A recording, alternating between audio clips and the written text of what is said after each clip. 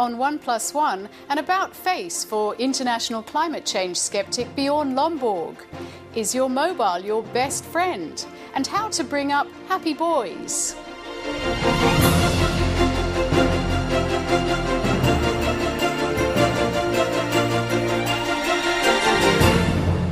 Hello, I'm Jane Hutchin. Welcome to the programme.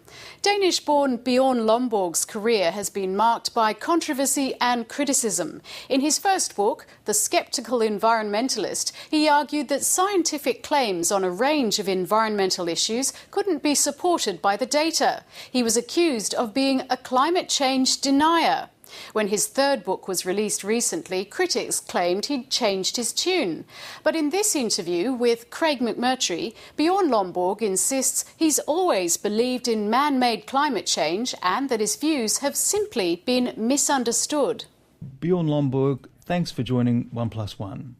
What's it like being called the most debunked climate change writer?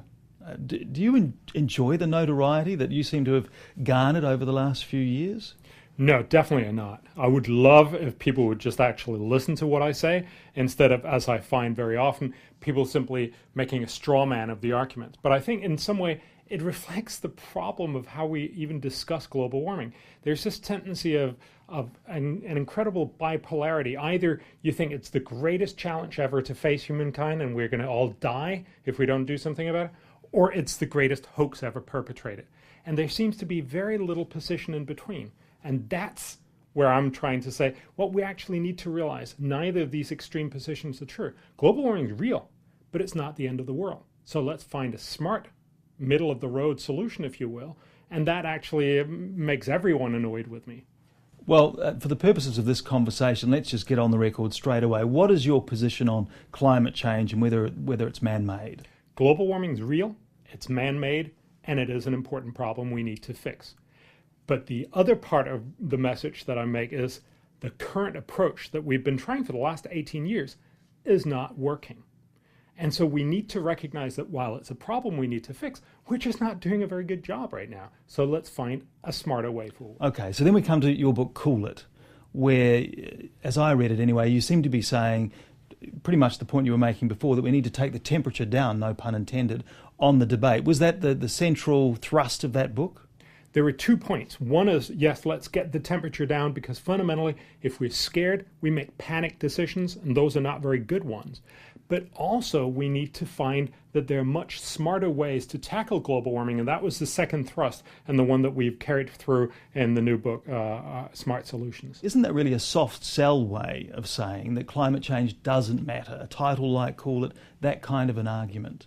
No, I don't think so. I think fundamentally it's about recognizing that we have to find a middle position, a pragmatic middle from the end of the world and not happening at all. Because if we don't cool it, let's look at what's happened over the last 5 years. Al Gore was incredibly successful in getting everybody up in arms about global warming. And I think we should give him credit for making a lot of people realize global warming is real. You've also said he was an alarmist, I think. But at the same time, he did so by scaring the pants off of people. Now, that's an incredibly good short-term way to get people up in arms. But if global warming, and it is a 90-year problem, it has to go on for the rest of the century. We have to find solutions for the rest of the century. You can't scare people for 90 years. You scare them for 5, and then we get tired. And that's what's happening now. We're seeing people pulling back because, hey, we just saw him show how Florida was going to get all inundated. It hasn't happened. So maybe it wasn't true at all. And that's what we're seeing in the polls, that people are pulling back and not even believing in global warming. So I think we need to realize this is about cooling down and getting to a rational place, talking about what is the problem of global warming. How much of people withdrawing, though, if that's right, is about the fact that the debate has become so confused, so detailed, and so rancorous? Well, I think that's probably also part of it. But I think fundamentally it's really a question of saying, if you get people all excited about this and they all think, oh my God, it's the biggest problem in the world, and we're going to see all these scares, and then for the next 5 years we've seen virtually no hurricanes hit the U.S., then clearly people start saying, well, what happened to all those hurricanes Al Gore promised us? And then you say maybe it's all a hoax. Now, both of those arguments are wrong. Katrina, though, in hurricane. Katrina put global warming on the American map, absolutely. And I think wrongly so, because the real problem, of course, of Katrina was that we'd built levees too low and that we hadn't evacuated the city. But the fundamental point was, just as it was misused to put global warming on the map, it's also now being misused to say, see, there's been no major hurricanes. Maybe it was all a hokum, what Al Gore was telling us. And so getting off this incredibly inflated vocabulary, this, as some people call it, the climate porn, will actually make it possible for us to have a more rational conversation about, so what should we do, instead of always vacillating between, it's the end of the world, oh, don't worry about it at all. Which brings us, I think, quite neatly to your book, Smart Solutions to Climate Change. Why did you write the book? Well, we asked some of the world's top climate economists to say, what are all the different solutions to climate change? Because fundamentally, we only really talk about one solution, namely cut carbon emissions, either through cap and trade or a carbon tax. Now, there are good arguments for that, but it's certainly not the only way we could do it. We could also cut methane or cut black soot. We could also start planting a lot more trees. We could make better investment in research and development into green energy. We could look at geoengineering. There are lots of different positions. What I wanted us to start talking about is, are there other ways that are going to be cheaper and more effective to tackling global warming? So we looked at all these different areas. We asked the researchers to come up with what are the best solutions.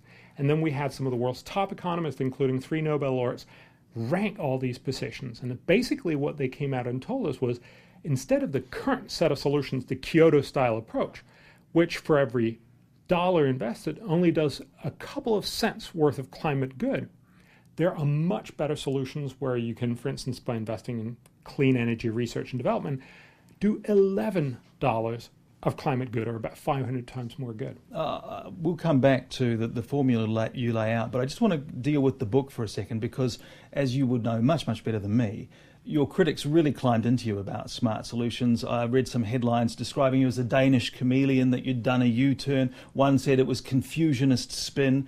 And you look at the quotes, and I know it's always dangerous to pull out selectively, but there are a few quotes there. In Cool It, you wrote, "We have looked extensively at what we can do about global warming. It turns out that we can do fairly little at fairly high costs," which is the point I guess you were just making. You've also written in Cool It, "It's obvious that there are many other and more pressing issues. However, in Smart Solutions, you've written, if we care about the environment and about leaving this planet and its inhabitants with the best possible future, we actually have only one option. We all need to start seriously focusing right now on the most effective ways to fix global warming." Doesn't that represent a change of heart, a different way of looking at this issue? There's been a lot of people accusing me of that. Honestly, no, I haven't changed my mind, but I do see that in a situation where if you say, Al Gore's solution is not working, everybody thinks, oh, he must be a denier. And then when you say we should be spending money on climate change, but smartly, they say, oh, he sounds like Al Gore, and then I'm back in the other camp.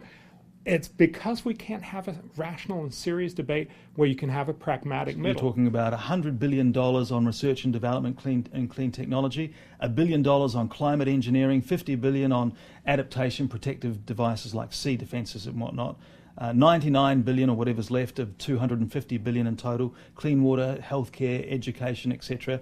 And you talk about funding it with a $7 per tonne carbon tax. So cap and trade, definitely not legitimate, not viable in your view? Well, you have to be careful. There are many different parts of the puzzle.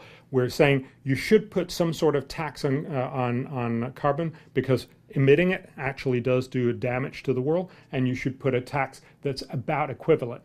Now, some countries you can't talk about a tax, and maybe you should do a cap and trade, because in principle it's the same thing. Unfortunately, in reality, cap and trade often get traded off. You end up giving a lot of it to big polluters, so it often is a less effective way of dealing with it.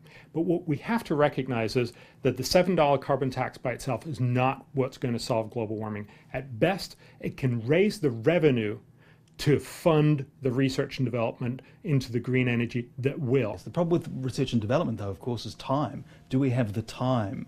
Even if we invest the money, is there the time? Because, of course, the IPCC is warning us that there is no time, that the world needs to act. Listen, I would love if we could just flick our fingers and solve the problem right now. But it seems to me that the current approach has shown us we've wasted 18 years. And I don't think it's a good idea to say, let's waste another 18 years on an approach that's just not working. So is there no value in the big enterprise politically, where right now, in fact, people are in China, They are setting up now for the next big discussion in Cancun to try and get some sort of global agreement, some sort of better than political document, some binding political document. In your view, no value in that? It's a very, very cost-ineffective way to try to deal with global warming. But also look at it politically.